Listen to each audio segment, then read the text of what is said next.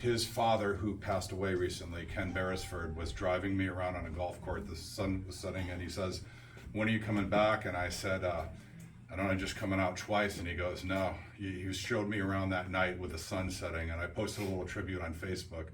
He said, "Scott, you and everybody else that have come out have made me believe in humanity again." And I said, "You know what? Spending the day with you, Ken, made me believe in humanity again." That's why I'm stopped. I mean, I've literally stopped my other businesses, and I'm not giving up this fight.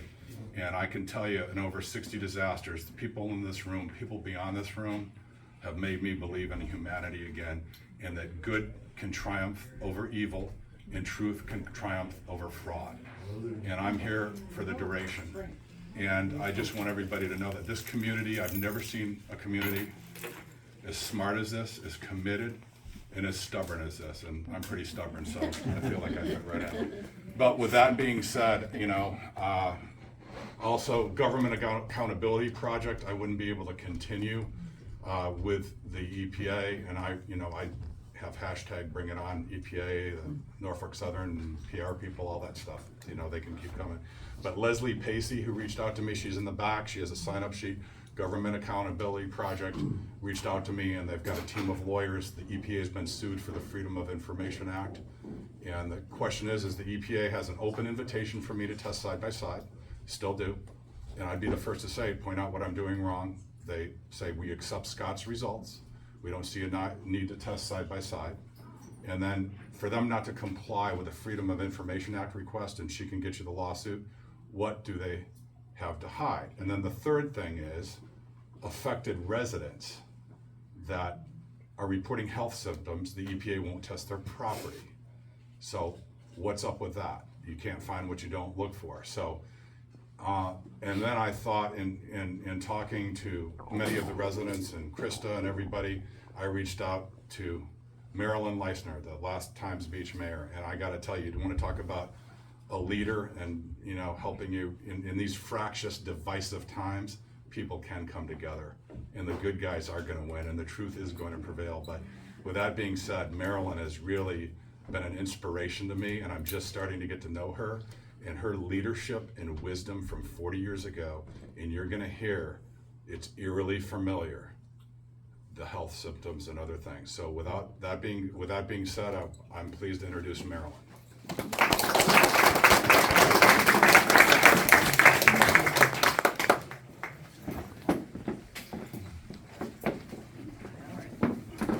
I'm sorry to be here like this, and I wish this room was so full that all of you were here that are missing, because there's safety in numbers.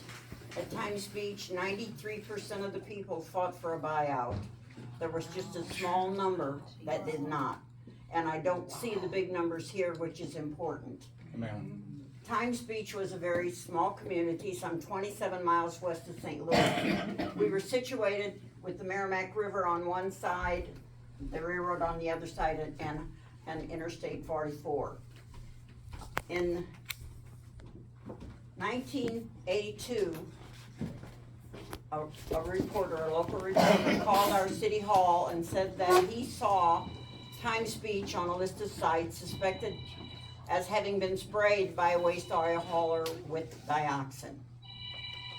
As soon as we heard that, of course, we were contacting the EPA, and all of a sudden the EPA had set up a meeting. On November the 11th, I was coming home from work and I was listening to the news, and the Corps of Engineers was reporting that the people that lived along the Merrimack needed to move things out or prepare for flooding, and it would be a bad flood. December 5th, as the floodwaters were coming into the community, we had found a lab. The EPA told us at one of our meetings that they didn't have a lab that could do the testing for the chemical, and it would take 10 to 12 months. But fortunately, having talked to the waste oil hauler, he told me the name of a lab. We gathered the money by selling city stickers. I couldn't find it. We moved all around there. That said ignorance is bliss for $10 a piece. That was the name of the trucking company. We managed to sell enough of those city stickers to get $2,700. The problem with what we did was we only had enough money to tell us the dioxin was there, not to tell us the levels. But when the EPA realized we had a lab, they contracted our lab also. So when the water was coming up on December 5th, their people were testing for the chemicals as well as ours. On December the 10th, I received a call from the lab telling me that there was a problem with the spectrometer, that something was jamming the spectrometer. And I asked her what would do that, and she said there was only one thing that would do that, and that was PCBs. So there's a chain of command that I had to follow. I had to notify the governor's office first, so I called the governor's office. He asked me to get the numbers, and I called the lab back, and they said the PCBs were 50 parts per billion. And of course, at that time, the Missouri DNR told me that was a safe level. On December the 13th, we revealed to our residents that the dioxin was there, but we couldn't tell them how much. On December 23rd, the state of Missouri and the EPA held a meeting in what used to be our city hall with some of the residents that had moved back and were living in the community. They instructed those residents that were in town to get out, not take anything with them, and the people that were out of town not to come back. It was difficult to leave what we had worked so hard to earn, but yet we had to consider the safety of our children. I left the community in a boat with my daughter and our little dog. My husband, we were going out. We were in his John boat, and it looked like the water had stopped running this way in front of our trailer, but it was going backwards. So I thought that it was going down, so I said I wanted to get in the boat and go see the damage that it had done to the community, because at that time I was an alderman. My daughter decided she wanted to go, and we put the dog in the car. We were going up Maple, and there was a pallet company across the highway, and there were pallets floating. One of those pallets hit the motor on the boat and knocked the forward gears out. We got landed up against one of the homes up the street. My husband finally got the motor going. We went out in reverse. So we safely got out of the community. The water came up 4 feet in 45 minutes. And as we were going out, I was concerned about what was in that water that we were going through. After all of the water started to go down, we were allowed to go back in the community on Thursday. You can see here, this gentleman is rebuilding the inside of his home, not knowing that we were going to be bought out. We had voted ourselves out of the flood insurance program, so we couldn't go into temporary housing under the insurance. People were staying with friends and neighbors, and 2 of the local Holiday Inn let us stay there for free. Then on February the 22nd, we received a visit from Ann Burford, who was in charge of the EPA at the time. Ann came there to tell us they were going to buy us out at fair market value. We were concerned about what fair market value would be, but we soon learned, and this is our visit. She stayed behind the glass doors. She wouldn't even shake my hand. But we did learn that there was going to be a buyout. It took several months for them to hire an appraiser. The state contributed 10% to the buyout, and the EPA 90%. After the buyout, they sued the chemical companies that were responsible for the contamination. Of course, they couldn't sue the waste oil hauler because he didn't have anything that they could take. So he kind of got out of it. But the flood damage to the homes was major. When the first offers came out in June, the offers were low, as you can see. So the residents spray painted the offer on their home with newspaper reporters. After that, myself and the other aldermen went to Just City, and we had an appeals process set in place to where if the people were not happy with the first offer, they could get a second offer, and they would get 10% more money. And then there was the second appeal. After the second appeal process, if you didn't accept the money, you went to condemnation. There were very few of the residents, only 7% of the residents went to condemnation. In July of that year, we had not been able to have Christmas in December, so we celebrated what we called Christmas in July at a city park in Eureka. All the residents got together. We had this was our Santa Claus. It was our Santa Claus in Tiny Speech. We had Lou Brock. Some of you may remember the Cardinal ball player Lou Brock, who came to spend time with us. He brought us Brock umbrellas and gave people Brock umbrellas and different things. We were concerned about our pets as well because they were out in it. One man found birds in a drainage ditch along the road in front of his house. The birds were dead. He called the Missouri Department of Health, and they told him to collect the birds, freeze them, and they would come and get them. He did that for weeks, and nobody ever did come to get the birds. There was another incident where there was a dog. They thought the dog rabid in a ditch alongside the road. They called the police department, and of course, we had to approve the killing of that dog because they thought the dog was rabid. At that time, not knowing that there was something in that ditch that was killing that dog. There was a cat that a best friend of mine had, the mother cat. The 5 kittens died, the mother cat died. We were seeing a lot of that. There were no rabbits in the community when we would drive through the community. You know, you see rabbits. There were no rabbits in the community. And when I asked a lady from the Missouri Department of Health about the fact that there were no rabbits, she said, it's because they're so close to the roads. The dioxin was killing the rabbits. And another thing that was happening was the snakes would eat the rats, and then the birds would eat the snakes, and we were finding wild turkeys and vultures dead along the riverbanks. And it took a long time to get everyone relocated. The final offers went out in something like 1991 because of the people that went to condemnation.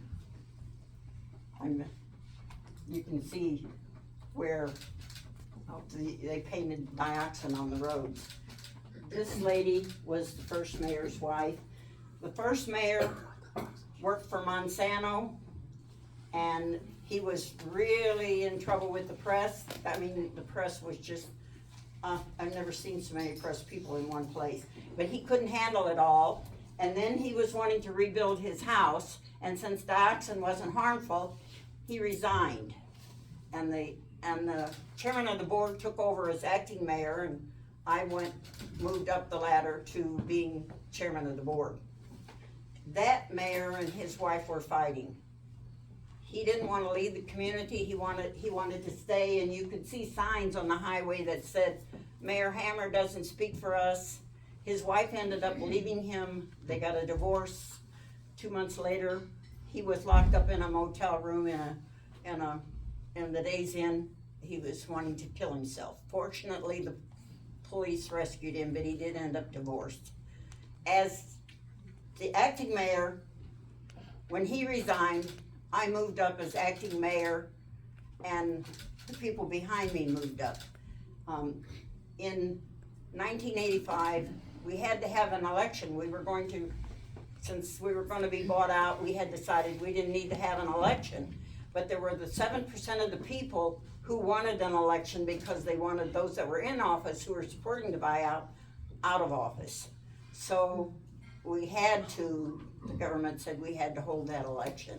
We held that election, and in June of 1985, I was elected mayor of Times Beach. I didn't want to do it. I begged my husband because we were already out of the community and in temporary housing, and we could move on with our lives.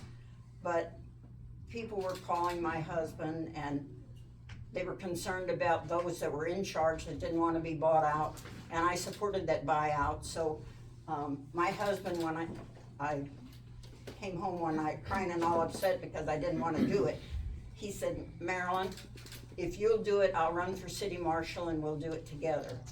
Of course, my husband got more votes than I did. Anyway, then in 1985, we had no money. We couldn't work as a city anymore because we weren't getting any tax money. We had no residents to pay taxes or, so the state of Missouri asked us to disincorporate the city. So we signed papers to disincorporate the city. At that time, Governor Ashcroft and Senator Bond appointed me trustee to see the buyout through to the end. Say you're the only one living, you're the only one left. No, I was asked to tell you this. All of the people that I served with at that time are gone. I'm the only one left. And for some reason, God's keeping me here, and I think it's because I'm here with you people today. My message to you is, you need to be united as a community. You're going to have those people who aren't going to want to be bought out, but the more numbers you have to approach the EPA and the President of the United States, you people need to put pressure on those people that are in office today, because you need to be removed from the threat. There is no safe level to dioxin, and you have other chemicals as well. So what I would like to see is the unity of all of you to ask for a buyout. We were compensated fair market value for our homes, up to $15,000 relocation supplemental assistance, moving money. We received grants, and if our home was not paid for and the interest on our home in Times Beach was $2.85%, and it was going to 5 or 6 in the new home, the government paid interest differential for the term of the loan. There was a lot of money out there and help, not just from the federal and state government, from people outside the community. We received 250 pair of shoes from a factory in Texas. We were given heaters for the people that wanted to go back and rebuild their homes, so they could, these little gas heaters in their homes to dry out their homes.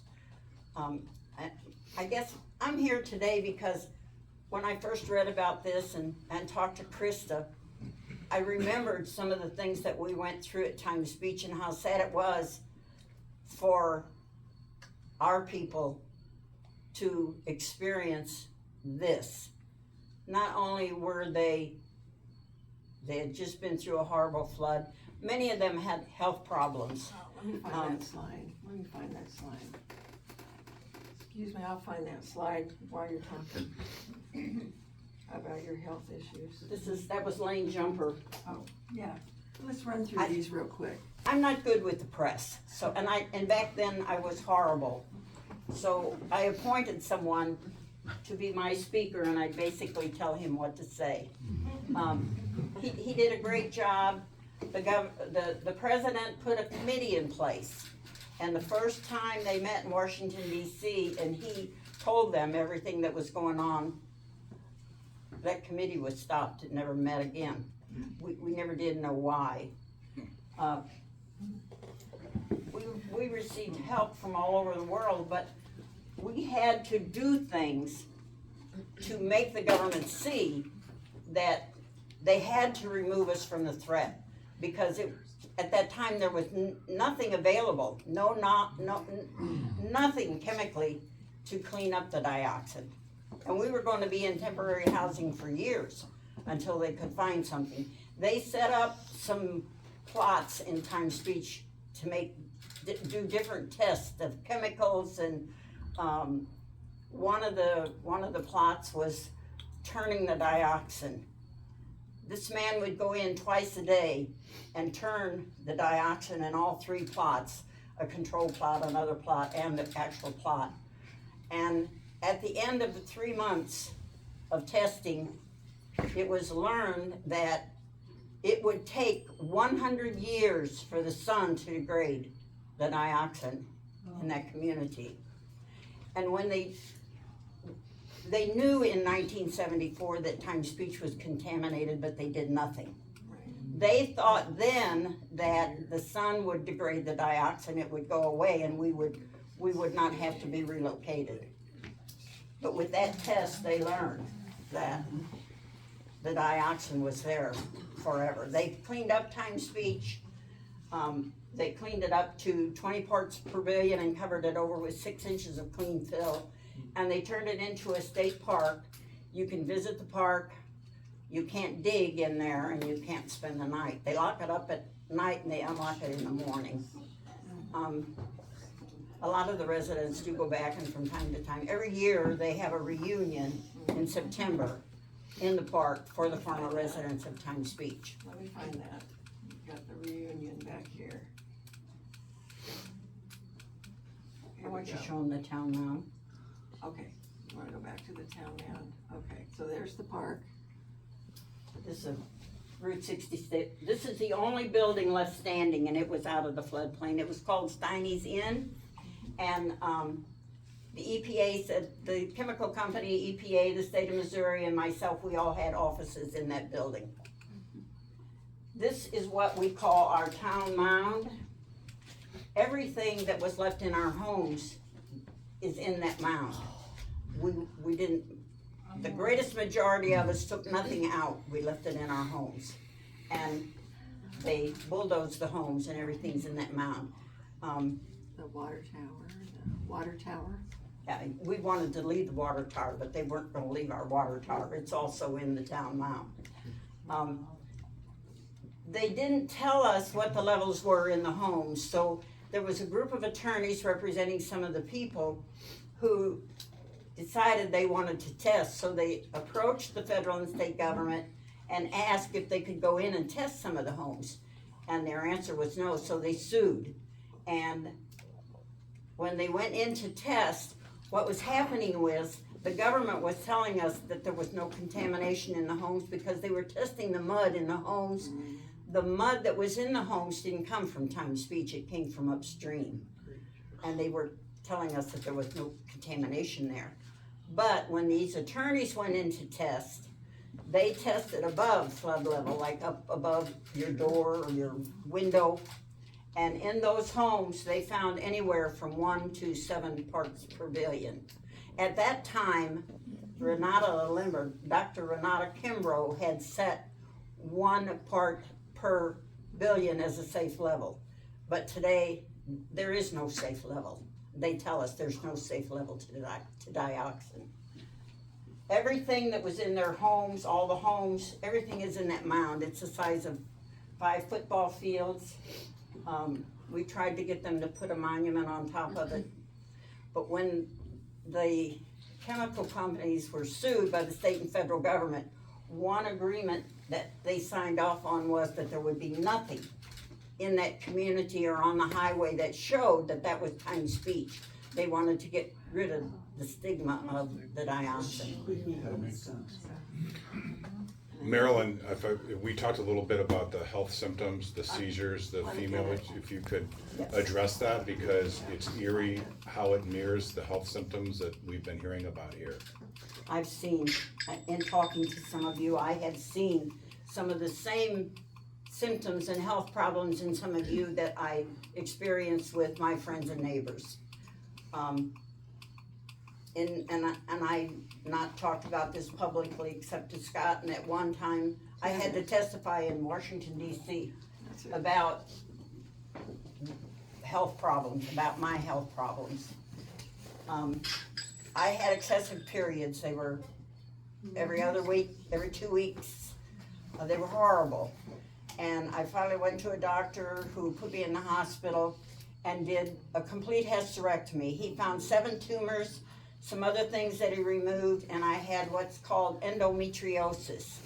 They fed the rhesus monkeys dioxin, and the rhesus monkeys developed endometriosis. One of my daughters had endometriosis, and she was told she would never bear children. My youngest daughter had developed a seizure disorder, and the seizures were horrible. We put her on different kinds of medicines, and nothing controlled the seizures. there was a doctor that I met, a Dr. Bertram Carnow, who was very familiar with Vietnam veterans and their health problems. And he told me the medicine that they're giving her doesn't work. Nothing is going to work on those seizures. The medicine is just gonna make it worse. So her seizures were uncontrolled for a long time. My daughter Tammy, I worked in a doctor's office. Her pulse was just, she was like this. Her eyes were bugged in her head. She had a growth here. She had a goiter. She was diagnosed as having Hashimoto's thyroiditis. And they kept her in the children's hospital for 5 weeks until they could get her regulated, get her blood pressure down. And she had to take medicine for 3 years to get her thyroid back to normal. My oldest daughter, every time she would go outside, her nose, her mouth would swell, even with her nose, her eyes would swell shut. She would break out in hives that covered her whole body. The rashes, she had the start of chloracne, and the rashes were just horrible. I see those in some of the pictures that I've seen. I see so many of those health issues among you people. And the problem that we had when the people were going to the doctor to be treated for some of their health conditions, the doctors didn't know anything about dioxin or what dioxin caused. And so they couldn't, all they could do was treat the symptoms. And I'm sure that's happening here as well. Yep. Do this one. This was my first husband. He was the road commissioner for a short while. If you look at his hands and his face, his doctor couldn't tell him what was wrong with him. So he sent him to a doctor in the city of St. Louis, a doctor that had just been appointed as the doctor for the city of St. Louis. That doctor diagnosed him with porphyria cutanea tarda. That's a condition that the Vietnam veterans are being compensated for. He died.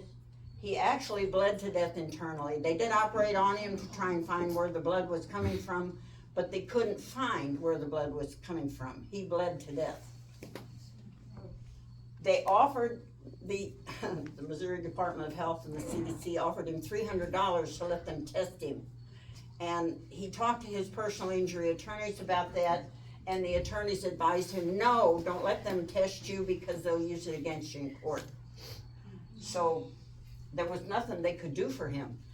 They told him to avoid the sun would make the skin worse. At that point, there was nothing that they could do for him or nothing he could do to make himself better or to heal himself.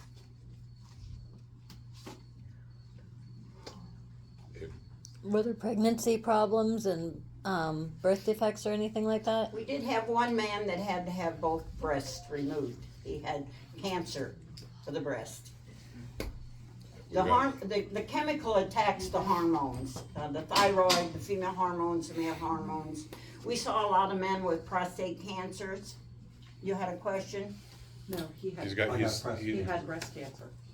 He's being treated for it now. So you can see from this that the residents of East Palestine are experiencing so much of the same thing as the residents of my community. The difference with East Palestine is they had a mayor that would stick up. Yeah. and Yeah, fight for we the have community. nothing like you We there. have nothing. Yeah. We have no city politicians that stick up for us at all. And just to clarify, Marilyn, we don't live in East Palestine. Yeah. We live in Darlington Township. We live about 1.5 miles from here. We're 3 miles from the site. And the soil at this facility is 350% higher than background for dioxins. Yeah. And he's already had a double mastectomy. Marilyn, do you think that they would have acted so quickly had the flood not occurred? Do you think the flood was a big catalyst for them acting to help your community? Well, there were people outside the community who said they were only buying us out to get us out of the floodplain because they knew we wouldn't move. And that was the truth. We would not, had it been flooding alone, Times Beach would be alive and well and healthy today. We have a president But- that can't find the time to come visit. Yeah. That's right. Yeah. He can go to Vietnam, but he can't come here. The buyout was because of the health problems. We had If I could jump in, real quick, we have a hard stop at 6. First of all, a lot of media was invited. Is any media here? Yeah. Thank you for showing up, and I think, any questions, because I think the media, you're hearing the narrative out of the EPA, you're hearing the narrative out of the railroad. Thank you for showing up. We understand the extreme pressure the media is under with the lobbyists and the PR, and I wanna make, this is a fact. Norfolk Southern spends $1.5 million per year. 80% of their lobbyists are ex-government officials. We're gonna try to find out who they are. There's a lot going in the background, so for this community, the appreciation and respect for you showing up. We know a lot of media was pressured not to show up here tonight. Yes, we do Thank you. appreciate that. That's one thing that scares me, that I see. What I see is Norfolk Southern is buying the residents and the officials. I mean, a nice big city park, concrete streets, and those people that have been relocated, they needed to relocate everybody. Under Superfund, relocation is something that they would have paid for. The media, for the two representatives of media, do you have any questions for Marilyn? We talked earlier. Okay. So we're good. She's okay, so, He has my phone number, you can always call me. Great. I have a question, Scott. Did the EPA acknowledge your ailments and your symptoms, or did they try to tell you it was psychological? No, what they did is they put a man in our temporary city hall who got there at 7 in the morning and left at 7 at night and documented everything that he saw and heard. They never acknowledged any of the health problems. But at that time, Reagan was president, and there was times with what was going on in the EPA. Rita Lavelle, who was second in charge, was shredding and tearing up documents. She went to prison. And of course, Reagan, I guess, thought that if I buy out those people, it'll make things look better. So fortunately, that was on our side. I think our problem is our town, there's just too much division. And the division is nasty, very nasty. There's the people, you might have one house that is completely empty, and then the house next door, they're putting up Halloween decorations, and it's I just saw like, that as we went through. it's so bizarre, and it's just very sad that this is what our community has come to. It makes me wonder, what am I missing? What am I missing here? Our officials in Darlington Township are telling us everything's okay. You got nothing to worry about. Yeah. Nothing to worry about. Until the Because the health effects EPA, come. the EPA's pushing that narrative. Right. Yes, they are. CDC, you know, we can't cure it, but we can treat what you get from it. One thing that I was told a few weeks ago, and I asked this question after talking at some length to Krista, I asked an attorney that represented some of the residents, what's going on here? And what he said was that the dioxin is so prevalent in our community that there's no way they can clean it up, and there isn't enough money to clean it up. So they're trying to avoid the issue. That makes the most sense I've heard yet, right there. Yes. Yeah. Paradise Valley Hospital was told, I'm sorry, I'm a little hard hearing. Paradise Valley Hospital was told not to test any. So was Mercy Health there. The CDC, we have a video of asking, one of the local doctors to write a prescription to test for vinyl chloride. And they were told that, or we were told that a memo was sent down from the CDC telling them not to test for vinyl chloride in our system. They don't wanna know. Right, that was They don't wanna it. know. They said that it should be gone from our system by now. That's if we were only exposed on February 3rd. Dioxin stays in your system for 7 years. Yeah. That's the life of the dioxin in yours, and it turns into something else, and you pass it on to your family, your children. Yes, and if you be kinda loud, I have an ear infection. I'm a loud person anyhow. My daughter got pregnant, you know, about the time like in December, and her baby, it was 8 weeks early. I mean, late, yeah, early. Did anything like that happen? to Yes. women? Right next door to me, there was an infant born with all kinds of health problems. I mean, it was sad, the infant lived to be 2 months old, but we saw a lot of miscarriages, my daughter had a Did you? miscarriage. I mean, she had the baby and he's doing good so far, but it's just like 8 weeks early. Yeah, I can And tell she you some of wasn't the too good. babies too, that have happened since the derailment. Okay. Are you the family that lived close to Times Beach? No, No, behind her. She said she was. behind me. Okay.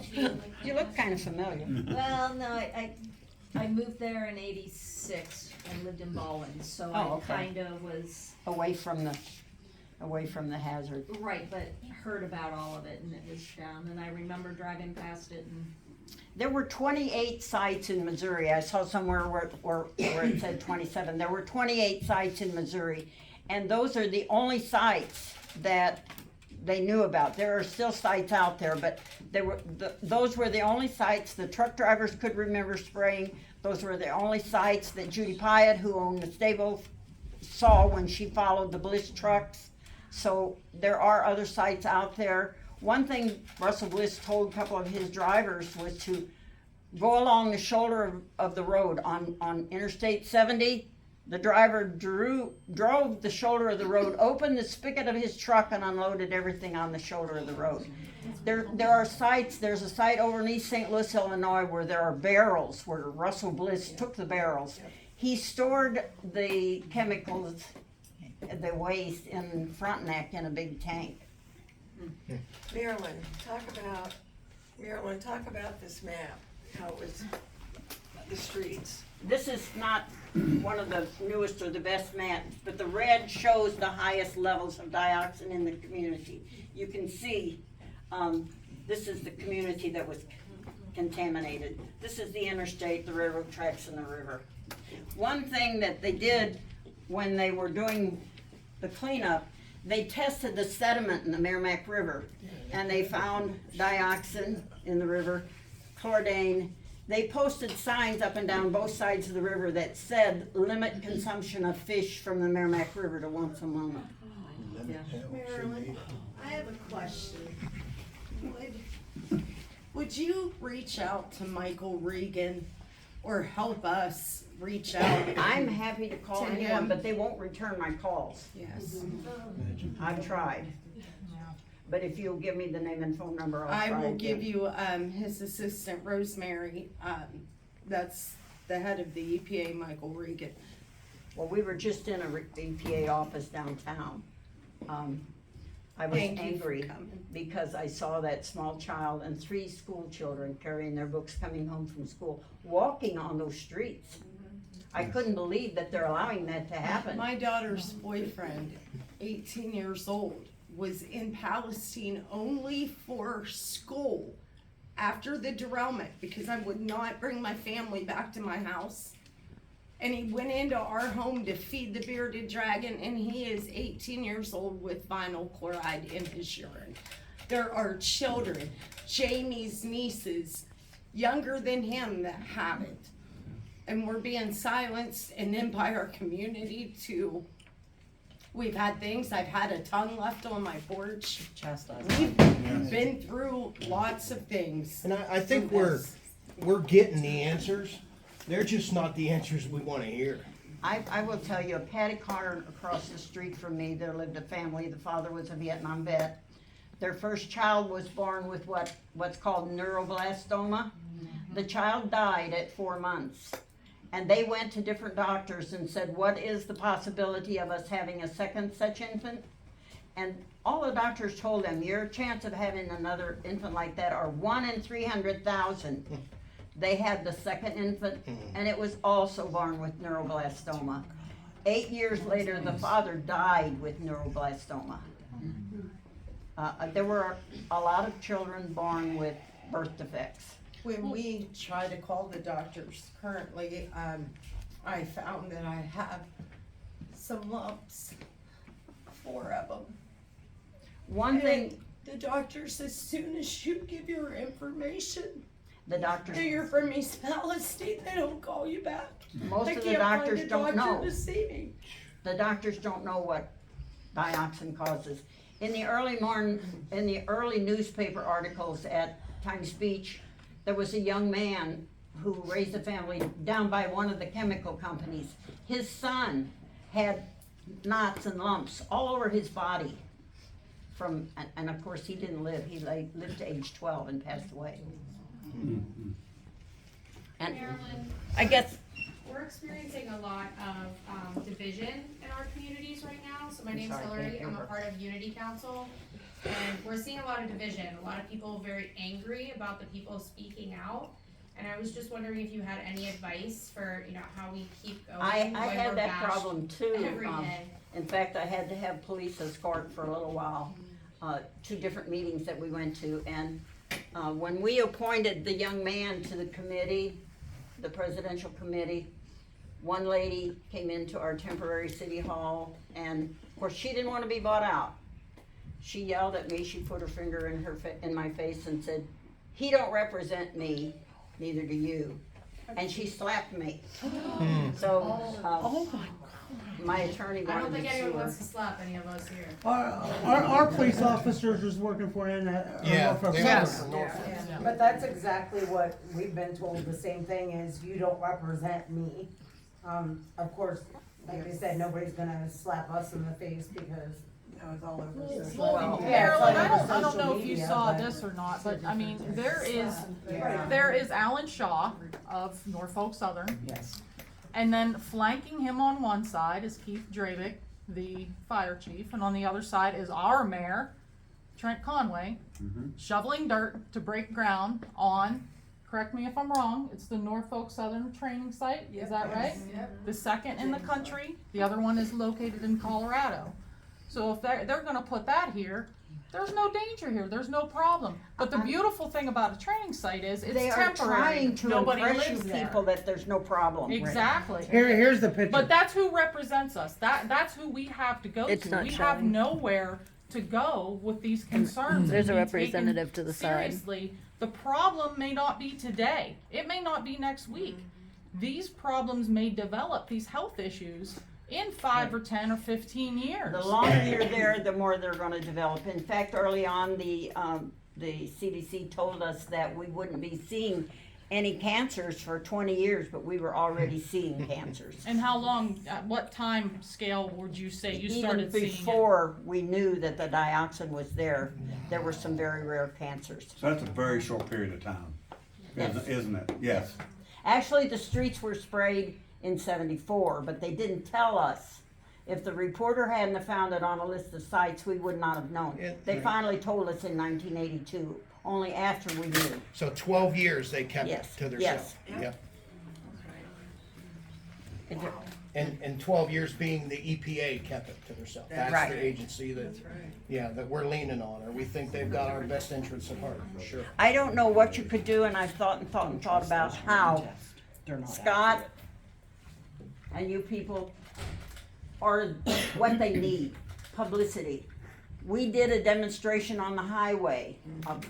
We actually took protective clothing that was provided to us for going into the city and respirators and to make a good showing. We put that stuff on and we wrote on our white suits. They took the trash and left the people.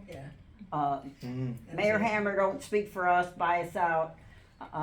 And when some of the men went up on the interstate with the respirators on, we got a call from the Missouri Department of Health, and they sent the highway patrol to make us take those respirators off, because there's a certain way you use a respirator, and they can be dangerous if you don't use them correctly. So, sounds like something they would tell us. we had in excess of 100 people on the interstate, walking up and down the interstate. Chase, Chris, that's a man's job. That's what she just said. May I say something? Marilyn and I have been working together for about 10 years. I did my PhD dissertation on the children of Times Beach, when they were children at the time, and I interviewed the former residents when they were in their late 40s and 50s up to this point, and what was their experience like. And Marilyn and I go around to different colleges and to the high schools, and we give this presentation to bring the awareness to the new generations that have never heard about Times Beach, the experiences.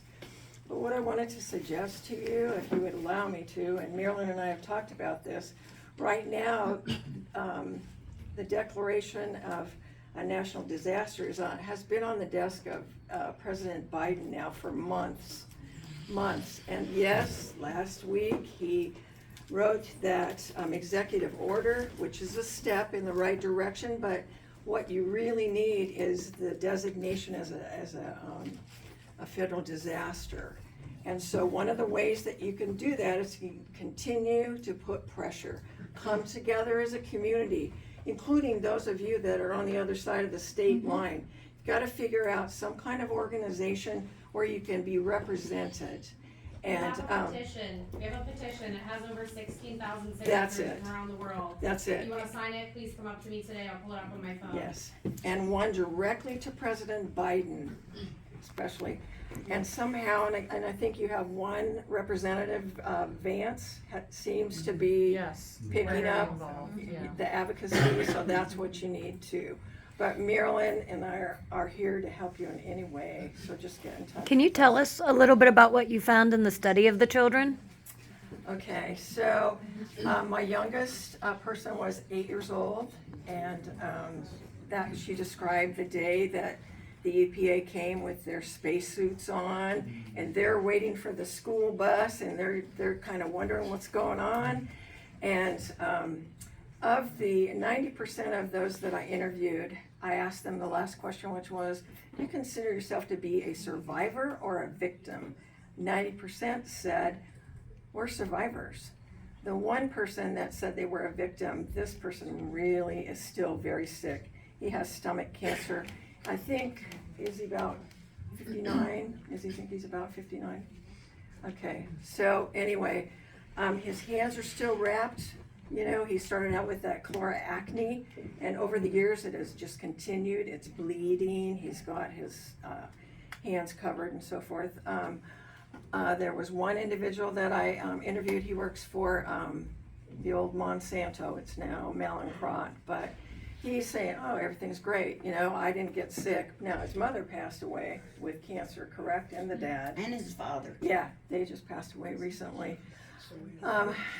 I think another thing, and Marilyn alluded to this, when the kids had to go to school, the Eureka schools, again, the teachers would separate the kids, and they weren't allowed to go to people's houses, you know, to play. One of the and so things forth. that came out on the front page newspaper article was that chloracne was very contagious. And the people that didn't have children living in the community were concerned that their kids were gonna catch something from our kids. So the teachers separated them in the schools. And so the most common health issues that these individuals that I interviewed now as adults, you know, it's the ones that were on that list, you know, autoimmune diseases, cancers, skin ailments. Nosebleeds, oh my goodness, still. So, And I will tell you that when I got out of the car in East Palestine, I was not out very long. I got very dizzy and headachy when I got back in the car. So there's a problem, and I cannot believe that this community that has 4,000 people is not highly represented here to here. And I'm thankful to Scott for the work he's doing. It's important that they know the levels of exposure that's here. You people need to be removed from the threat. Yes. And not by Norfolk Southern. Hey Marilyn, when we took you into the EPA office today, what did the EPA guy do to you? I think he threw me out, didn't he? Oh, yeah. And he walked away He without. walked away and went in the back room. I said to him, why are you letting those children walk the streets? And he said, with their parents. He wasn't picking up on it. He wasn't concerned because it's okay for them to walk the streets as long as the parents are with them. Well, they did it the week after the derailment, and the minute they brought people back, it was business as usual. Those kids were walking the streets before Norfolk had even attempted to clean up. They literally covered up the tracks with gravel, started running the trains again. Those kids are walking across the tracks going to school. Throwing rocks in the creek to see the pretty killers of chemicals coming out. One Yeah. thing that I see that's different here is, it's just been this many months. We lived with it Right. from Yeah. Right. 1971 to 1982 before we finally knew about it. So there were already health effects. You people are just now experiencing those health effects. So from they your have a chance exposure. to make it right, and they're choosing not to. Absolutely, absolutely. And they get to rotate out. You know, that guy that The threw you EPA. out or walked away from you, he's only here for another week and a half, and then he's gone. You know, these guys get rotated out. They don't have to stay. Southern told me it was to keep them fresh. Yeah. Yeah. If you can unite your friends and neighbors. That's something else. Sue and I have 15 pages of documents of things that happened there. If we can help you with any of that, we've provided some of it to Scott and some of it to Hank. It's a list of a lot of the health problems. One thing that really helped us, that put a lot of government on our side, was the fact that we found out they were lying to us. They told us that the levels were less than 100 parts per billion, but it took two friends in the Missouri Department of Health who were sick of it going on and on and on. They just wanted it to come to the front and something to happen. One of them was a vet to protect the animals, and the other one was a doctor. So they anonymously gave us the test results showing 1,200 parts per billion as opposed to 100 parts per billion or less. So they were not being honest with us. What is the average reservoir, Scott? Yeah, this is not directly comparable, we don't have enough time to get into it, because Okay. the EPA is using Okay. the TEQ, we talked about this last night. This can be addressed separately. And Scott is doing it. I'm really concerned about his level and his nosebleeds and his red face. He's out there putting himself in harm's way to try and help you people. And I don't know what we could do or what you could do as residents to encourage other residents to support you, but that's a bad thing. I know. Actually, two of my bosses with the Department of Natural Resources, one of them was the director of the Department of Natural Resources, and one of them was the attorney for the Department of Natural Resources. They both passed away this last year with lymphoma, and it starts with this cough. And then I got a call from a reporter who reported everything that was going on there, who was in and out of the community for 12 years. He's now going through chemo and radiation for lymphoma. Marilyn, when did the animals, I was watching a video, like the horses, the livestock, the cows, when did they start having effects? Immediately. Immediately. Yes. My daughter and I were driving through Times Beach one day, and a squirrel fell out of a tree onto my windshield. It was dead. Rabbits, there was no rabbits in the community. And I was riding through the community with a representative of the DNR. And I mentioned it, and she said, Marilyn, it's because they are so close to the ground and the contamination. The DNR dismisses us. Yeah. Well, the thing We have is, five minutes, there's a question back there, I think. I don't have a question, I just wanna let folks know that we're I here can't hear for her. Case Western Reserve University. We are conducting a study. Marilyn. And maybe some of you have already been aware of this study. It's with the Case Comprehensive Cancer Center. I'm here with one of the researchers of that study. We wanna be able to. Who is also a resident of Huntington County. Yeah, and so. I can't hear her. Case Western Reserve. If you guys wanna be part of the study, I should say, please come and see us afterwards. And I talked to Dr. Schumacher about it, and this is, they're doing it from the DNA perspective of how the chemicals affect your DNA. So it's different than Dr. Galam and different than Dr. Haynes. And actually, Dr. Schumacher will be at an event we're gonna hold on October 16th via Zoom to explain a little bit more about it. Yeah. But Unity Council also has that data sheet that has information about the study on it. So if anybody, I don't think there's an issue with other studies, right? You can be in more than one study, because all the studies are kind of doing a different take on it, so. And I think she has some, little flyers with her if anyone wants them. Yes. How far away from this is far enough.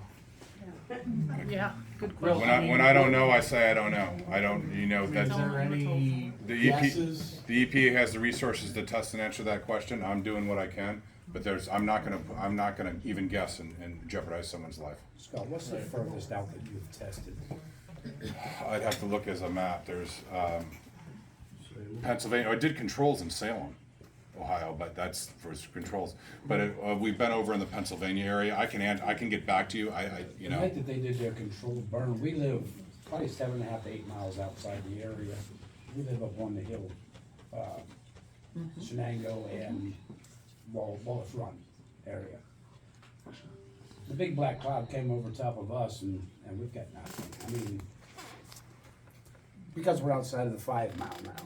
First it was 1 mile, now it's 2 miles. But we were inside that black cloud when they burned it.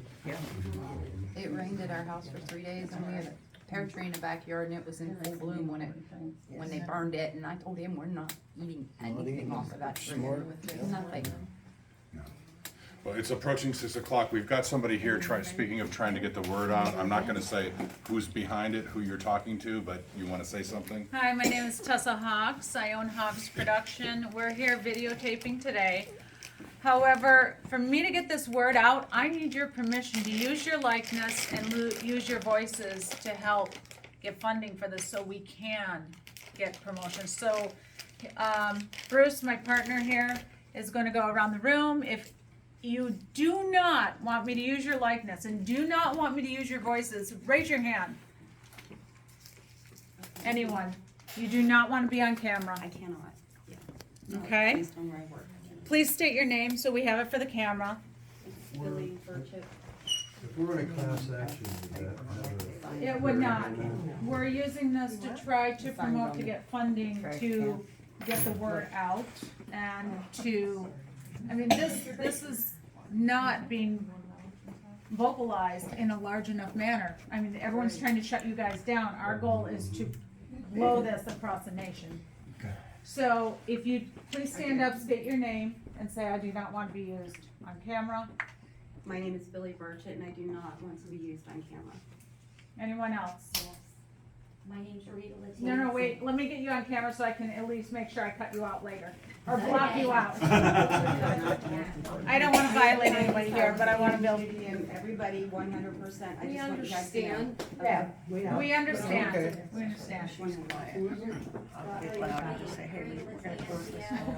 Because it's about my daughter, and I would rather her talk. Okay, and you do not want your likeness on camera. Thank you. Anyone else? Cut my arms out? Pin me down a little bit.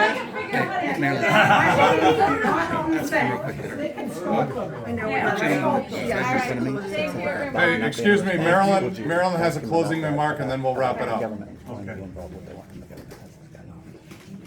Go ahead, Marilyn. Closing remark. Closing remarks. There's so much I could say. There are so many memories, and I see so much of Times Beach here in this room. My heart goes out to all of you. I don't know what I can do, but I will tell you, you need to put pressure on your president.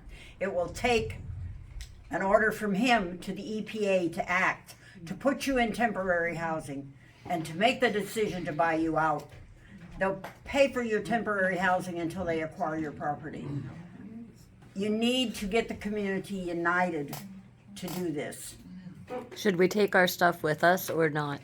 We were told, if you're in town, get out, don't take anything with you. If you're out of town, don't come back. We didn't take anything with us. It's all in that mound that you saw. Yes. If anyone wants to sign our petition, it's actually over 17,000 now, and that's to President Biden to do the major disaster declaration. Okay. Well, thank you, Marilyn. One thing I want to say, She wanted to say something. I have one more thing to say. We have a reunion every year. This year, we're having the 40th reunion at Times Beach. I was so proud of you.